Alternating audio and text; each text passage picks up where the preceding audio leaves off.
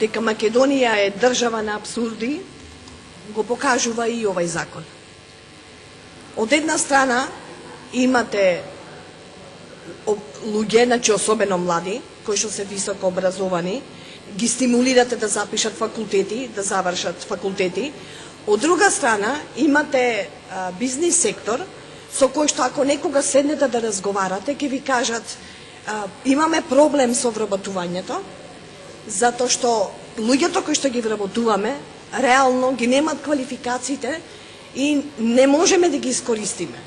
И реално тие ни создаваат огромни трошоци, затоа што ако сакам јас да го искористам значи тој работник, треба да си калкулирам каков натрешен трошок на фирмата, дополнителни средства за да можам да го испратам на обука. Значи, ова што ви покажува? Ова ви покажува дека ние имаме проблем пред се со квалитетот на образованието и сврламе кадар кој што практично е неупотреблив. Делумно причината зашто е тоа така е поради лошиот квалитет и на наставните програми, поради кои што ние ги менуваме, меѓутоа исто така делумно е проблем поради тоа што не соодветно ги решаваме проблемите. Ако вие кажете дека Македонија има проблем и со автори кои што ги нема доволно авторите за да пишуваат учебници за средно стручно образование и викате окей, ајде овај проблем ќе го решиме со тоа што ќе увеземе практично од други држави учебници и тие ќе ги адаптираме и ќе преводиме, тоа е исто како да кажавте, ево сега ќе се послужам со пример кој што е од моја експертиза, тоа е исто како да кажавте дека земјоделците не може да ги искористат ИПА фондовите и како ќе го решиме тоа? Со тоа што ќе увеземе земјоделци кои што знаат како да ги решат, како да ги исцрпат ИПА фондовите. Со други зборови, јас сваќам дека ние имаме проблем околу незаинтересираноста на авторите да конкурираат и да пишуваат учебници. И тука можеме да дебатираме од кои причини. Меѓутоа, тој проблем кој чекате да го реши? Со тоа што вака го байпасираме проблемот, ние не го решаваме. Значи, еднаш треба да идентификуваме зошто не се заинтересирани авторите, зошто не се заинтересирани издавачките куќи, со оглед на фактот дека издаваштвото е поприлично вносен бизнис. Јас ќе ве потсетам на нешто, ќе си одите вие во собрание, веројатно во министерството, господине министре, заменик министре, ќе ве потсетам да отворите стари документи и некаде да не ме држите за збор, дали 97-ма, дали 98-ма, во прилика тие, мислам дека 97-98-ма, во оваа држава се направи обид да се воведе конкуренција на овој мощен вносен бизнис наречен издаваштво. И Македонија зема кредит од Светска банка и за прв пат се направија обиди да се создадат нови учебници кои што, патем кажано, за прв пат ги купи Министерството, значи трошокот на издавачите го покри Министерството за образование и наука со кредитот обезбеден од Светска банка. Во рамките на овај проект беа обезбедени многу обуки. Многу обуки. Обуките ги држеше Оксфорд Прес. Значи, поприлично позната фирма Оксфорд Прес University, значи знаете, не е тоа нешто измислено, тие ги држа обуките. Имаше безброј обуки. Една од обуките за кој што јас бев директно вклучена во проектот, затоа ви зборувам. Значи, една од обуките беше и така наречено развивање на автори. Значи, не е овај проблем уникатен за Македонија. Сите имат проблем со автори, ама затоа имате издавачи кои што знаат, ги идентификуваат проблемите и викат, окей, немаме проблем со автори, ајде да видиме што можеме да направиме и тука е државата која што треба нас да ни помогне во тој однос.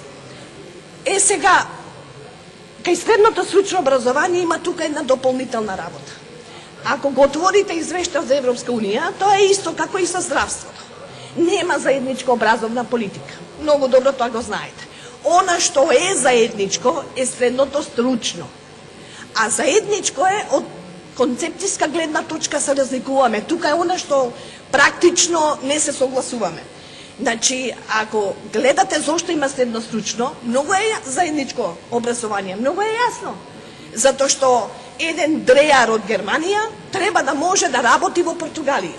Еден, не знам, столар од не знам каде треба да може... Точно, значи се согласуваме. Тоа е проблемот. Сега, ако вие заземете таков став и ги речете дека практично средното стручно образование е наменето, значи прва работа за која што треба да финираме, за кого е наменето? Кој ќе се школува? 2 милиона пазар или 500 милиона пазар? Ако имаме 500 милиона пазар, ние треба подитно да развиваме автори.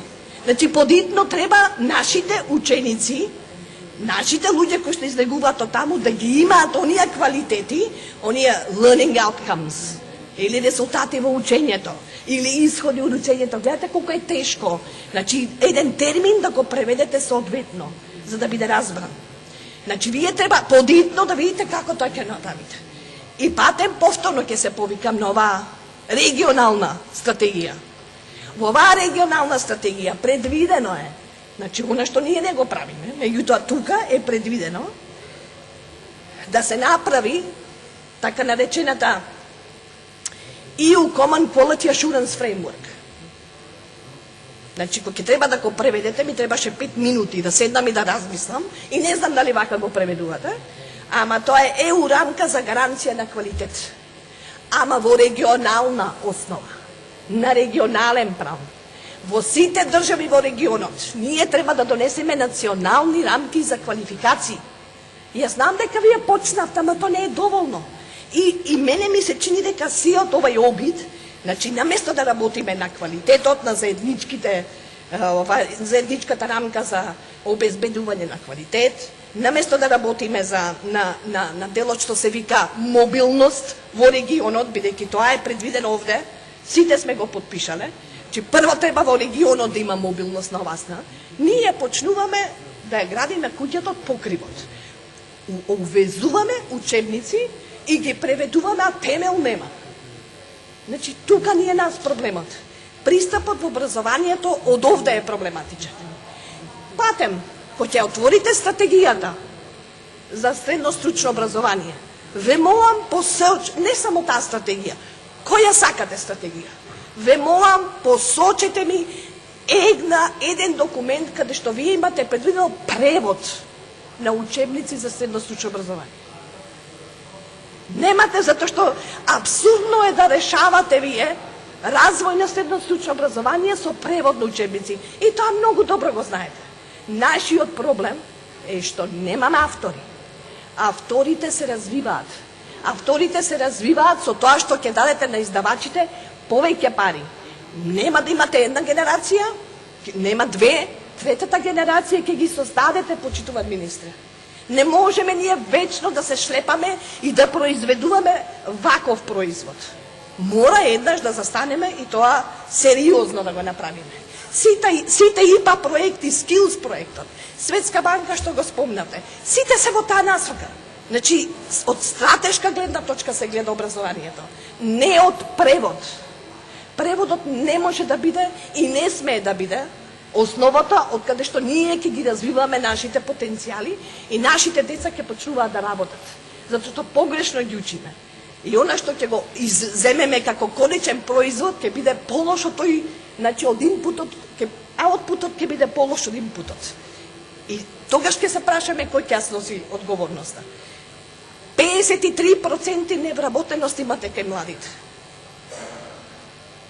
Сите млади се стимулирани да запишат факултет.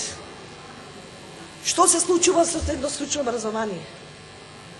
Па реално да погледнеме, значи младите кај нас не се заинтересирани за средно стручно образование, а не се заинтересирани затоа што немаат представа што е средното стручно образование.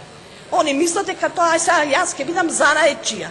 Ама ако ги сватат потенцијалите на средно стручно образование, може би тогаш ќе се јават и млади во училиштето, а веројатно ќе се јават и автори кои што ќе сакат да го преземат тој ризик.